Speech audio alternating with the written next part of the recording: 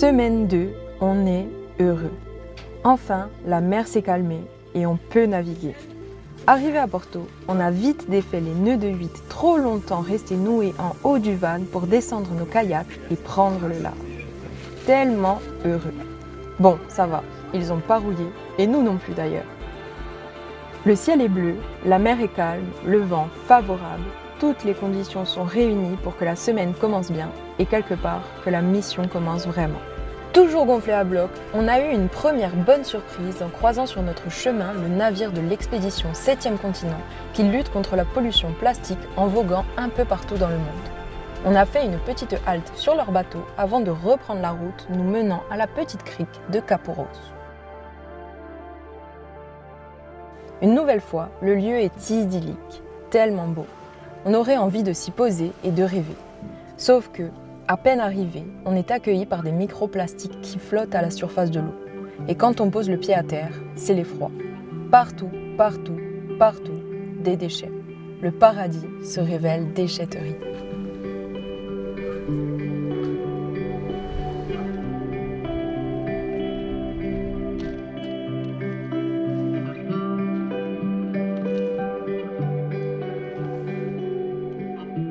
Sur les 50 mètres de plage, on passe 2h30 à ramasser des déchets.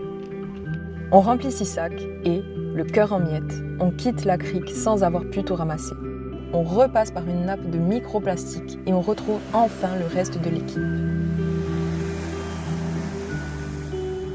Tellement heureux de se retrouver après une expérience aussi choquante. On pourrait vraiment pas tenir les uns sans les autres.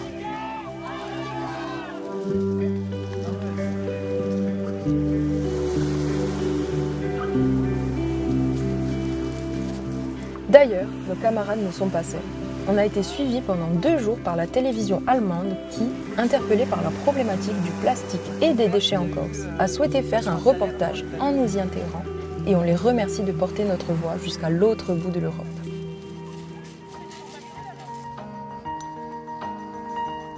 Le soleil se couche, alors on va se reposer car la journée qui nous attend le lendemain n'est vraiment pas de tout repos. Car tous ces déchets, il faut qu'on les trie. Notre but, c'est avant tout de collecter des données qu'on transmet ensuite à nos partenaires. Pendant 4 longues heures, on essaye de comprendre ce que sont ces restes d'objets, d'emballages et autres produits du quotidien qui se retrouvent en mer, puis sur nos plages, à cause de la mauvaise gestion à terre. On enregistre alors tout dans nos fichiers, sous les yeux atterrés de l'adjoint au maire de la commune d'Hôte. Et puis, on reprend la mer. Cap vers Osagne. Pendant que certains naviguent, d'autres empruntent le chemin du facteur qui, aujourd'hui, nous permet de rejoindre tranquillement la plage de Tuuara avec une vue imprenable sur le golfe de Girolamo, classé au patrimoine naturel de l'UNESCO. Bon, on est des personnes sérieuses, mais on a du mal à laisser notre âme d'enfant de côté. Et on se pose autour du pique-nique que notre chef Doumé a préparé. Les pauses ne sont jamais très longues car on doit jouer aux chercheurs de plastique. Armés de nos récipients numérotés de 1 à 10, on se disperse sous les conseils de Loane et Lolita qui dirigent le protocole microplastique et on prélève du sédiment un peu partout sur la plage. Et puis on pèse et on tamise et on fouille le sable. La routine quoi. On s'arrête pas là car cette petite plage ne nous a pas livré tous ses secrets. Si aux premiers abords elle a l'air préservée, en se penchant sur le sable et la posidonie, on découvre, encore et encore, des déchets. Dans l'eau, c'est la même chose. On retrouve même un syngnathe, petit poisson de la famille des hippocampes, qui flotte mort parmi le plastique.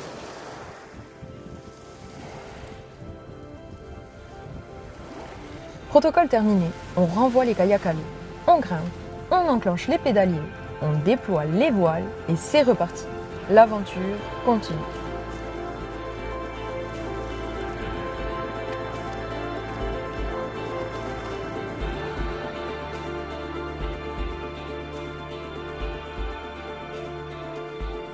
Ça change pas, c'est l'énergie et la bonne humeur qui priment au milieu des courants qui nous portent tout droit vers Girolamo, ce petit village où on fait escale tous les ans et où on se sent si bien.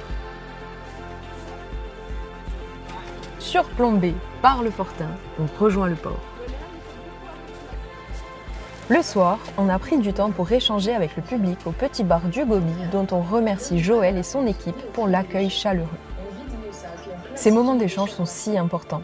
Ils nous permettent vraiment d'ouvrir la discussion aux thématiques qui nous sont chères. Ce soir, c'était bien sûr de la pollution plastique dont on parlait. Les témoignages de chacun nous enrichissent et nous poussent toujours plus à nous investir dans ce qu'on fait. Mais on aime aussi profiter de ces instants pour sensibiliser et partager nos modestes connaissances sur ces sujets. D'ailleurs, en parlant de sensibilisation, on était bien lancé. Alors, le lendemain matin, on est parti à la rencontre des plaisanciers du port pour notre campagne Éco-Geste, qui est coordonnée en Corse par le CPIE ou Marine et dont on est ambassadeur. Encore une fois, c'est toujours enrichissant car on collecte des informations qui orienteront nos actions et plus largement celles de la campagne qui se trouve partout en Méditerranée. Et puis, il a fallu dire au revoir à Dirulato.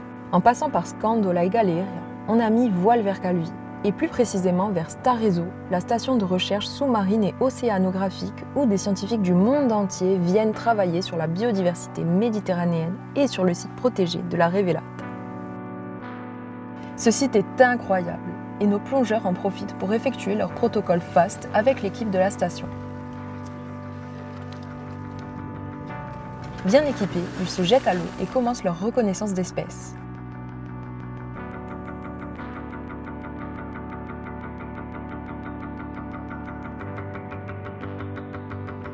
Ils peuvent également constater les dégâts des ancrages dans les herbiers de Posidonie, dont les cicatrices ne cessent de s'élargir année après année.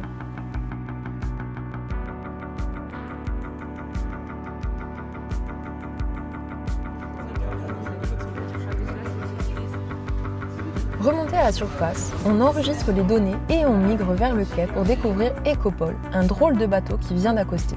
Son capitaine, Eric, nous témoigne de sa triste expérience au large où, comme nous, il rencontre de grandes quantités de plastique et microplastiques.